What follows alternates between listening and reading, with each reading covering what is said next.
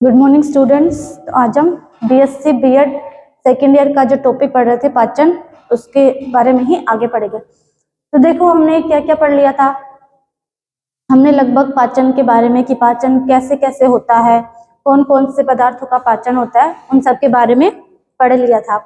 आज हमें पढ़ना है कि अब जिस पदार्थ का या फिर जिन खाद्य पदार्थों का पाचन हो गया है, अब उन खाद्य पदार्थों को जो हमने उनके छोटे छोटे या फिर सरल अणुओं के अंदर तोड़ा है, उन अणुओं को हमारा शरीर कैसे प्राप्त करता है और फिर उन अणुओं से कैसे हमारे शरीर को ऊर्जा प्राप्त होती है, या फिर वो जो अणु है वो हमारे शरीर के हर एक अंग तक कैसे पहुंचते हैं। ठीक है, तो देखो पाचन में हमने क्या क्या पढ़ा था कि भोजन कहाँ कहाँ से कहाँ कहाँ तक जाता है हमारे शरीर में।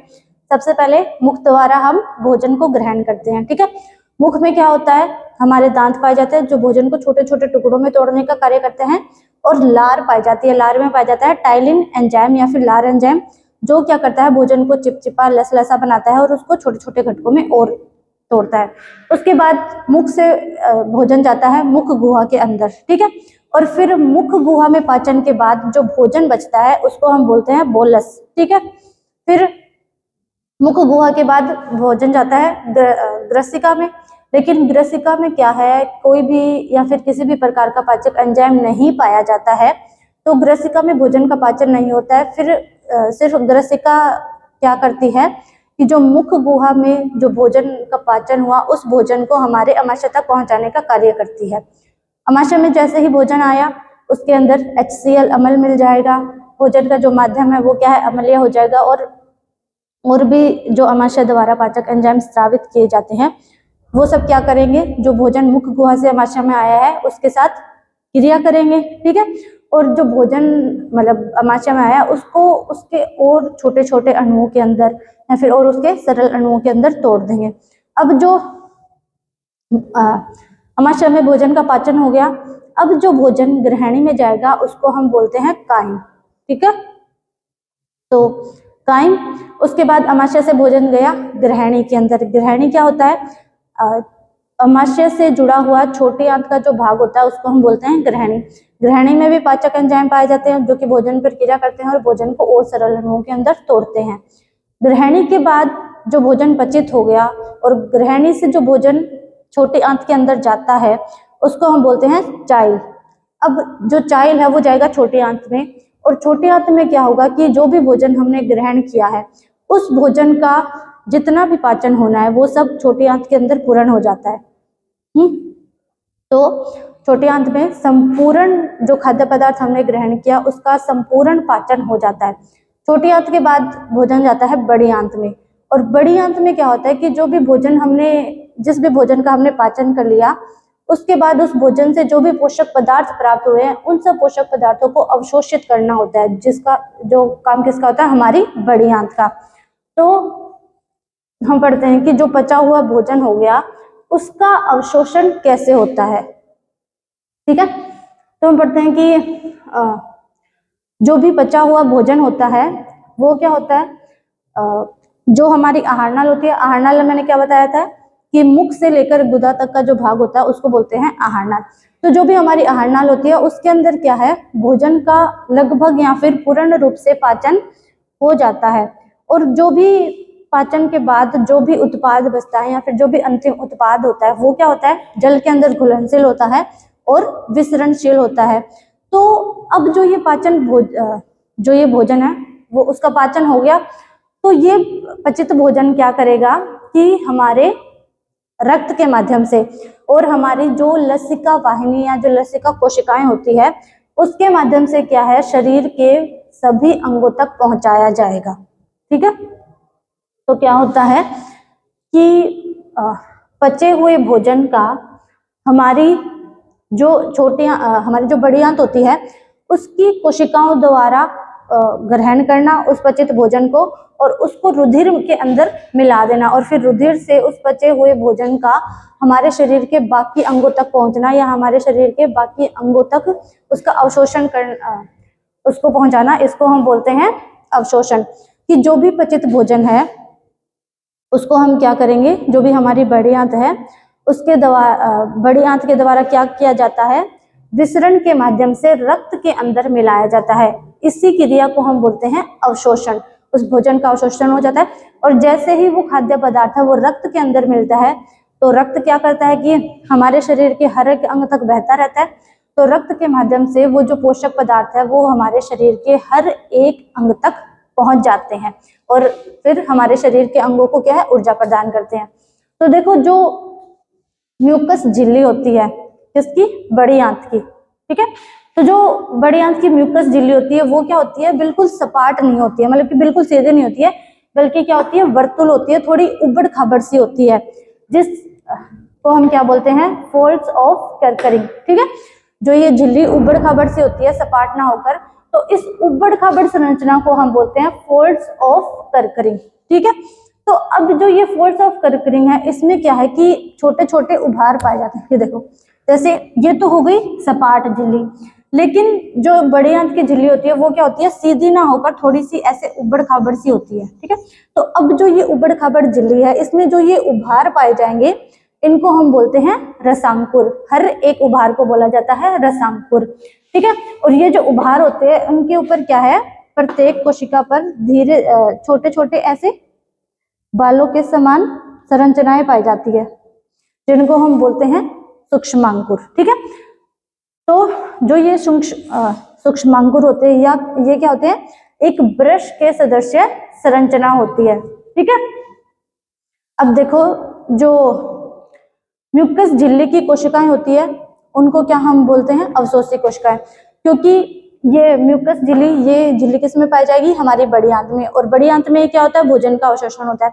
तो ऐसी कोशिकाएं या फिर बड़ी आंत की जो म्यूकस झिल्ली की कोशिकाएं होती है वो भोजन का अवशोषण करती है, इसीलिए इनको हम क्या बोलेंगे, अवशोषी कोशिकाएं।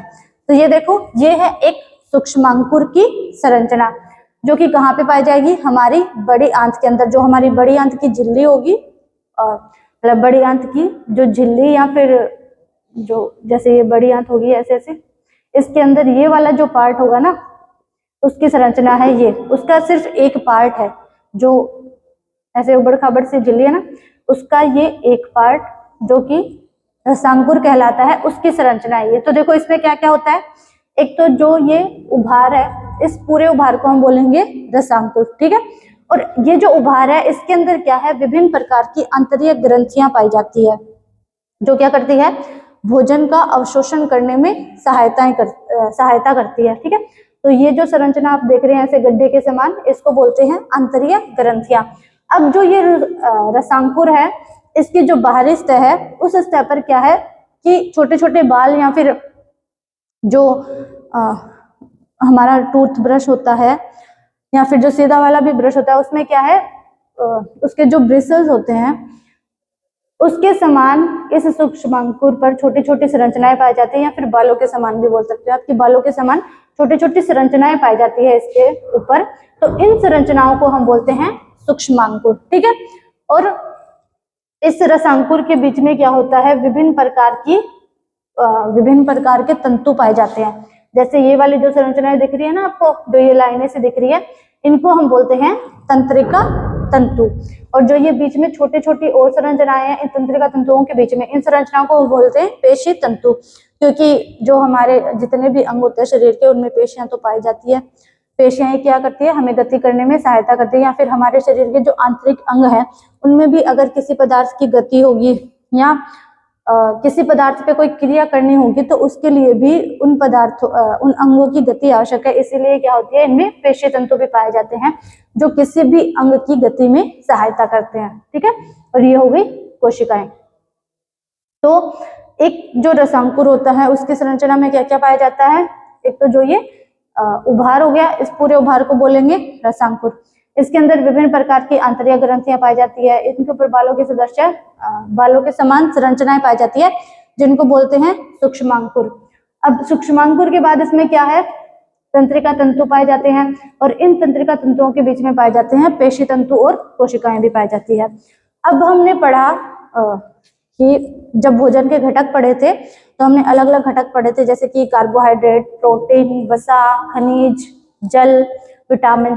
तो अब हम पढ़ेंगे कि कार्बोहाइड्रेट का अवशोषण कैसे होता है और प्रोटीन का कैसे होगा, वसा का कैसे होगा, जल या फिर जो भी विटामिन है उनका अवशोषण कैसे होता है। तो सबसे पहले हम पढ़ते हैं ग्लूकोज का अवशोषण। अब ग्लूकोज क्या है? ग्लूकोज एक कार्बोहाइड्रेट है, ठीक है। तो जो भी कार्बोहाइड्रेट हम ग्रहण करते हैं भोजन के रूप में, वो क्या होता है कि लास्ट के अंदर जब हम उसको छोटे छोटे टुकड़ों में या फिर उसके सरल से सरल अणुओं में तोड़ते हैं तो जितने भी कार्बोहाइड्रेट है वो सब क्या है? ग्लूकोज के रूप में आ जाती है। और फिर जो ये ग्लूकोज है वो ही क्या है? हमारी बड़ी आंत के द्वारा अवशोषित किया जाता है। तो जो सबसे तेज या फिर सबसे तेज गति से अवशोषण होता है वो किसका होता है? ग्लूकोज या फिर कार्बोहाइड्रेट का ही होता है हमारी बड़ी आंत के अंदर। अब देखो कि कौन कौन से कार्बोहाइड्रेट पाए जाते हैं, कि कौन कौन से कार्बोहाइड्रेट हम ग्रहण करते हैं। माल्टोज, सुक्रोज और लैक्टोज।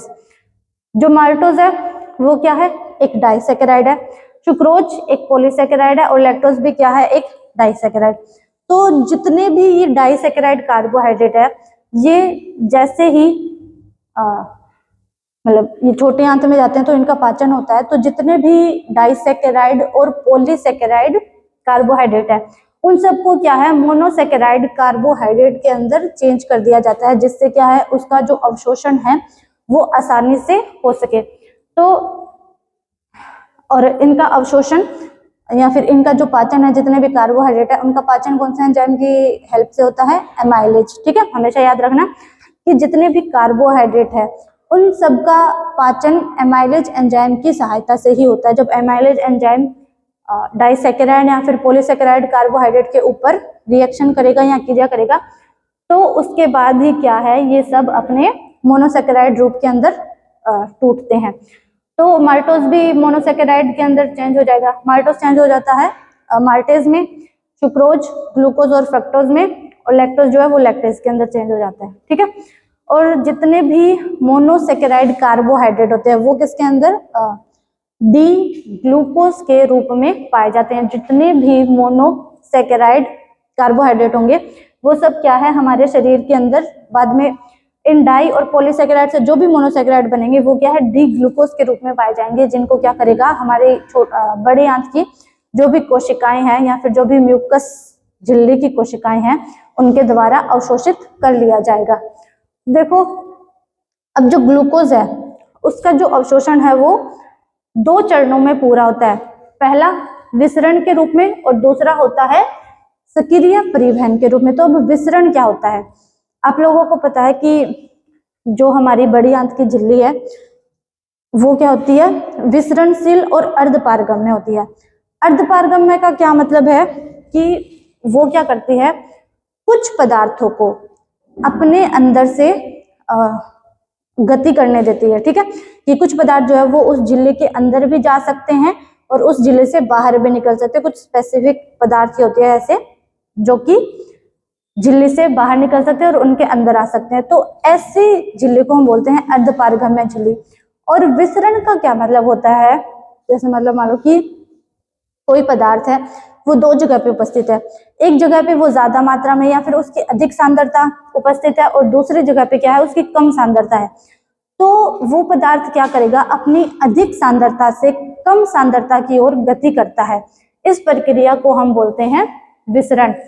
तो देखो जो हमारी बड़ी आंत होगी उसके अंदर क्या होगा? पूरा का पूरा पचित भोजन आ गया है। अब क्या करना है कि उस पचित भोजन का अवशोषण करना है। तो जहां पे अवशोषण करना है वहां पे क्या है? जो भी खाद्य पदार्थ है, जो भी पोषक पदार्थ है उनकी सांद्रता क्या है? कम। और बड़ी आंत जो है उसके अंदर क्या है? जो पोषक पदार्थ है उनकी सांद्रता ज्यादा है, वो ज्यादा मात्रा में उपलब्ध है। तो ये भोजन क्या करेंगे? अपनी अधिक सांद्रता से उस बड़ी आंत की झिल्ली के अंदर से गुजरते हुए क्या करेंगे? रक्त के अंदर प्रवेश कर जाएंगे जहां पे इन पदार्थों की कम सांद्रता है। और फिर रक्त की सहायता से ये क्या करेंगे? हमारे शरीर के विभिन्न भागों तक पहुंच जाएंगे।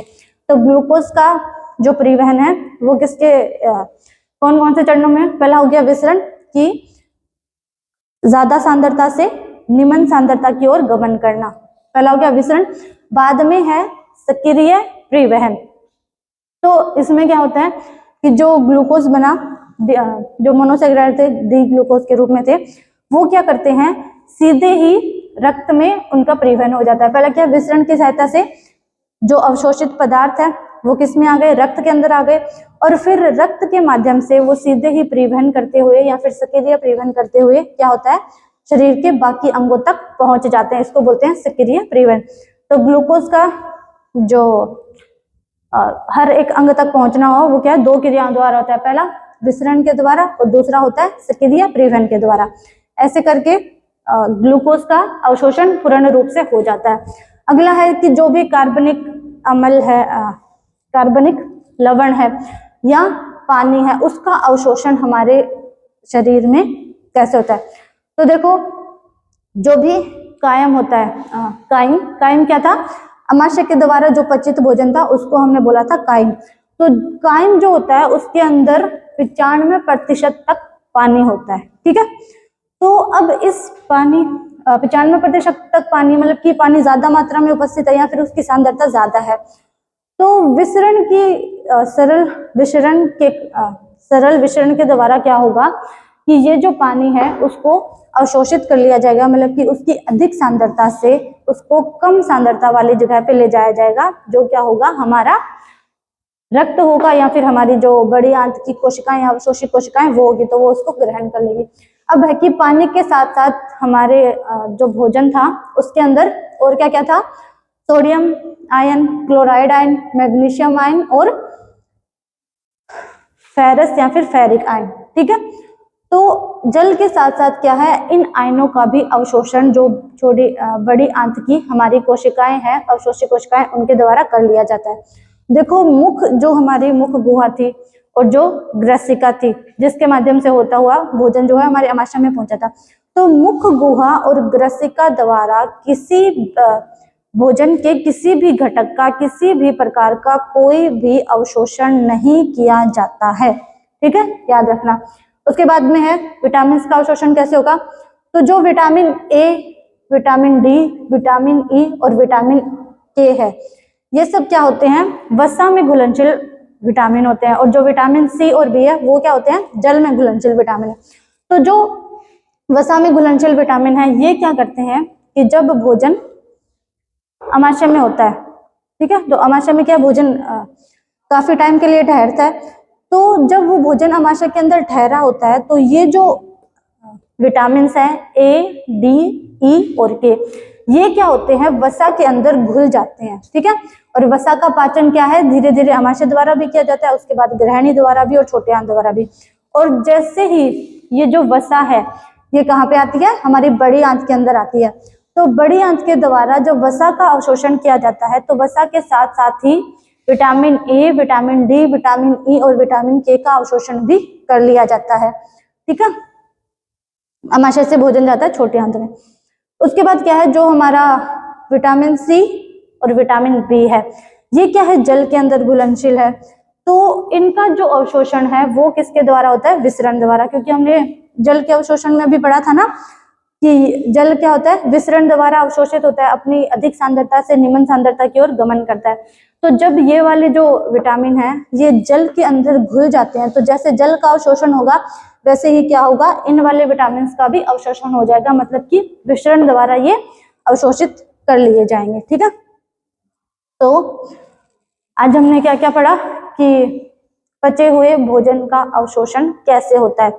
उसमें क्या क्या पढ़ लिया हमने, ग्लूकोज का अवशोषण पढ़ लिया, जल और अकार्बनिक लवणों का और विटामिन का अवशोषण पढ़ा। तो सबसे पहले क्या बताया मैंने कि जो हमारी म्यूकस झिल्ली होती है या फिर कि जो भी पचित भोजन है उसका अर्धपारगम्य झिल्ली की सहायता से हमारे रक्त में मिलना, इसी प्रक्रिया को हम क्या कहते हैं, अवशोषण कहते हैं। तो अवशोषण में अब सबसे महत्वपूर्ण कार्य किसका होता है, हमारी बड़ी आंत का, क्योंकि जब भोजन का पूर्ण पाचन छोटी आंत में हो गया और जब पूर्ण पाचन के बाद वो जो खाद्य पदार्थ है वो जब हमारी बड़ी आंत में जाएंगे तो बड़ी आंत की जो कोशिकाएं होंगी उनके द्वारा ही क्या है, जो भी वो खाद्य पदार्थ है उनका अवशोषण किया जाएगा। तो देखो, जो बड़ी आंत की म्यूकस झिल्ली होती है वो क्या होती है कि सपाट ना होकर उबड़ खाबड़ होती है, उसमें ऐसे उभार पाए जाते हैं और इन उभारों को हम कहते हैं रसांकुर, ठीक है। हाँ, इनको कहा रसांकुर। और जो ये रसांकुर है इनकी जो बाह्य सतह होती है उनके ऊपर क्या है, बाल के समान या फिर ब्रश के समान क्या होती है, छोटी छोटी संरचनाएं पाई जाती है, जिनको हम बोलते हैं सूक्ष्मांकुर, जो कि प्रत्येक कोशिका पे पाए जाते हैं। उसके बाद है कि जो हमारी म्यूकस झिल्ली की कोशिकाएं होती है वो क्या करती है, जो भी खाद्य पदार्थ है उनका अवशोषण करती है, इसीलिए इनको अवशोषी कोशिकाएं भी कहते हैं। तो ये मैंने आपको बताया था कि ये रसांकुर की संरचना है। इसमें जो ये उभार है इसको बोलते हैं, इस पूर्ण संरचना को बोलेंगे रसांकुर। उसके ऊपर जो ये छोटे छोटे बालों के समान या ब्रश के समान संरचना है उनको बोलेंगे सूक्ष्मांकुर। अब जो इसकी अंदर वाली सतह है उसमें क्या क्या है, तंत्रिका तंतु पाए जाते हैं और पेशी तंतु पाए जाते हैं, जो क्या करते हैं, अंगों को आंतरिक गमन में सहायता करते हैं। कुछ कोशिकाएं पाई जाती है और जो बड़ी आंत की ग्रंथियां होती है वो आंतरिक ग्रंथियां पाई जाती है। उसके बाद में हमने पढ़ा ग्लूकोज का अवशोषण। तो कि बड़ी आंत में सबसे तेजी से जो अवशोषण होता है वो ग्लूकोज का ही होता है। ग्लूकोज की जो भी पॉलीसेकेराइड और डाइसेकेराइड फॉर्म होती है उनको क्या है, छोटी आंत तक आते आते उनकी मोनोसेकेराइड फॉर्म के अंदर चेंज कर दिया जाता है। तो जो भी कार्बोहाइड्रेट होती है वो हमारे शरीर में माल्टोज, सुक्रोज और लैक्टोज के रूप में हम ग्रहण करते हैं, जिनको बाद में क्या है, ग्लूकोज यानी कि मोनोसेकेराइड के अंदर चेंज कर दिया जाता है। और जो ये मोनोसेकेराइड होती है वो डी ग्लूकोज के रूप में हमारे शरीर के अंदर पाई जाती है। अब है कि इस ग्लूकोज का अवशोषण जब होता है तो उसके लिए भी दो प्रकार की क्रियाएं होती है, पहली विसरण और दूसरी होती है स्क्रिय परिवहन। तो विसरण क्या होता है, किसी भी पदार्थ का अपनी अधिक सांद्रता से निम्न सांद्रता की ओर गमन करना अर्धपारगम्य झिल्ली के माध्यम से। तो जो हमारी बड़ी आंत है उसकी जो झिल्ली होती है वो एक अर्धपारगम्य झिल्ली होती है। तो जो ये ग्लूकोज है वो क्या करेगा, बड़ी आंत के अंदर क्या है, बहुत ज्यादा मात्रा में ग्लूकोज है, मतलब कि उसकी अधिक सांद्रता है तो वो अपनी अधिक सांद्रता से निम्न सांद्रता की ओर गमन करेगा, मतलब कि उस झिल्ली के अंदर चला जाएगा जहां पे हमारा रक्त उपस्थित होगा। और फिर रक्त के माध्यम से क्या है, जो ग्लूकोज है वो पूरे के पूरे जितने भी हमारे अंग हैं उन तक पहुंच जाएगा। और रक्त के माध्यम से जो ग्लूकोज का गमन होता है या परिवहन होता है उसको हम बोलते हैं सक्रिय परिवहन। उसके बाद में हमने पढ़ा कि जो भी पानी है या अकार्बनिक लवण है उनका अवशोषण कैसे होता है।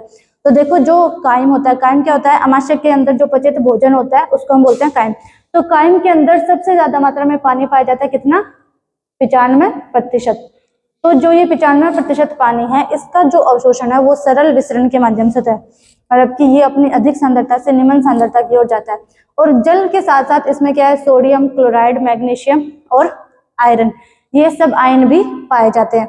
और मुख गुहा और ग्रसिका में किसी भोजन के किसी भी अवयव का किसी भी प्रकार का कोई भी अवशोषण नहीं होता है, ठीक है। उसके बाद में आया विटामिन। तो हमारी बॉडी के अंदर या फिर प्रकृति के अंदर क्या है, 6 प्रकार के विटामिन है, ए, बी, सी, डी, ई और के, जिसमें से जो vitamin A, vitamin D, vitamin E और विटामिन के है ये क्या होते हैं, वसा के अंदर घुलनशील होते हैं।